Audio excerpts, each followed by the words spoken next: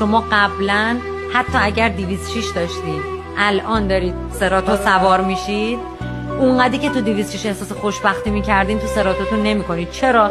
چون خانم ایکس بنز داره، ولی تو 206 خوشحالتر بودین. با چیزی که دارین حال بکنید، با چیزی که الان دارینش، با چیزی که ندارین خودتون رو اینقدر اذیت نکنید. همه آدما تو هر سطحی که هستن از اونا بالاتر وجود داره. از من الان خیلی بالاتر وجود داره، از بالاتر از من خیلی بالاتر، از اون خیلی بالاتر. به کجا میخوای برسی؟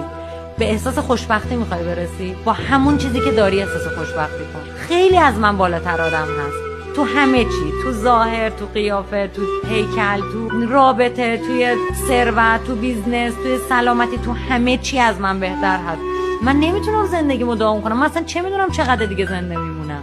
چرا باید با حسرت بگذارم؟ من دارم حال میکنم و زندگی من و زندگی توی نوعی آرزوی هزاران نفره.